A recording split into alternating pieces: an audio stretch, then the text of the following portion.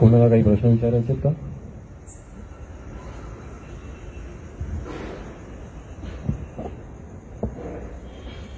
तर मला एक विचारायचं आहे की आता आपल्याकडे प्लॅन नाही, आता आपल्याकडे काही प्लॅन नाहीये आणि आपल्याला माहित नाहीये की कसं बसणार आहे घर, किती बसणार आहे, म्हणजे काही असं हे नाही, लेआउट नाहीये.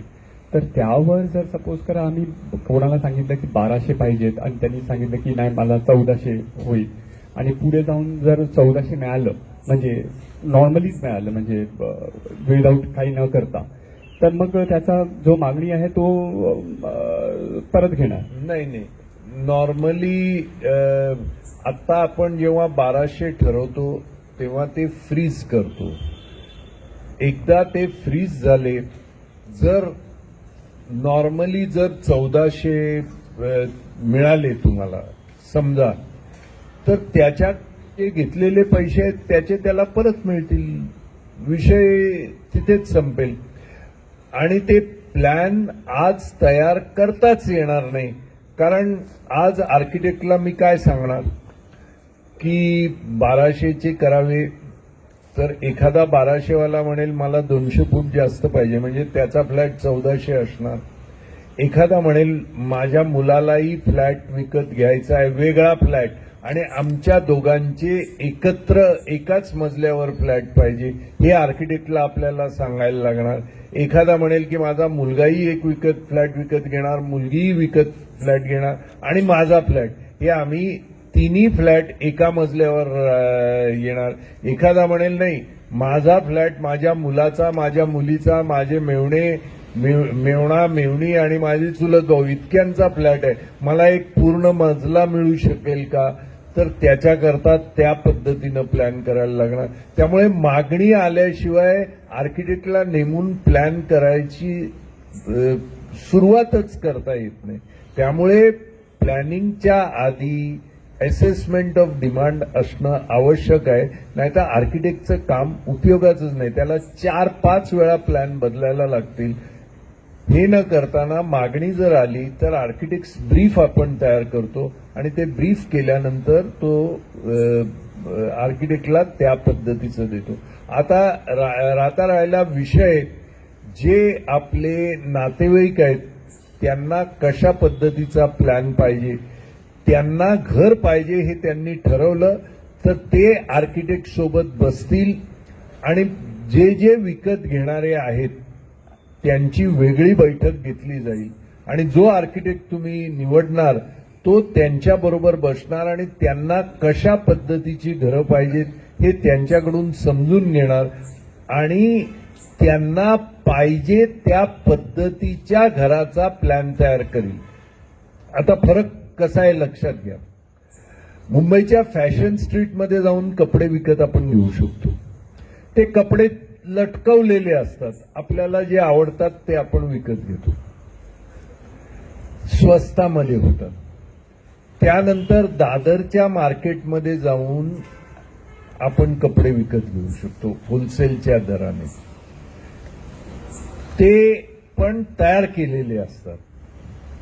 त्यानंतर आपण थोडंसं एक्सक्लुझिव्ह शोरूममध्ये जाऊन विकत घेऊ शकतो, म्हणजे फॅशन स्ट्रीटपेक्षा दादरमध्ये थोडं एक्सपेन्सिव्ह. त्यानंतर तुम्ही केम्ब्रिज सारख्या ठिकाणी गेलात तर स्वस्तामधले सूट सुद्धा स्वस्तात मिळतात. त्यानंतर तुम्ही रेमंड सारख्या ठिकाणी गेला तर महागातले कपडे मिळतात.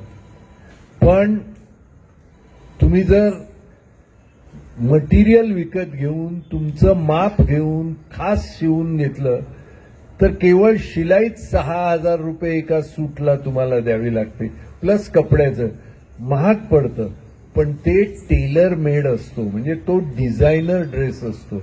अशा पद्धतीनं बिल्डर जे करतात ते प्लॅन करून आपल्याला डायरेक्ट बिल्डिंग देतात, पाहिजे तर घे नाही तर नको घेऊ. इथे तसं नाही, प्रत्येकाला त्याच्या ऐपतीप्रमाणे आणि त्याच्या आवश्यकतेप्रमाणे त्याचा फ्लॅट डिझायनर त्याला मिळेल आणि तो त्याच्याशी बोलल्यानंतरच त्याचं डिझाईन केलं जाईल आणि ते डिझाईन कसं करायचं हे त्यावेळेला जेव्हा केव्हा तुम्ही आर्किटेक्ट निवडाल त्याच्याबरोबर मी बसून ते प्लॅनिंगचा एक्सरसाइज त्याच्याबरोबर घेईन. मी आयुष्यात अर्बन प्लॅनिंग आणि आर्किटेक्चरल डिझाईनच शिकवत आलोय, त्यामुळे हा विषय मला नीट कळतो.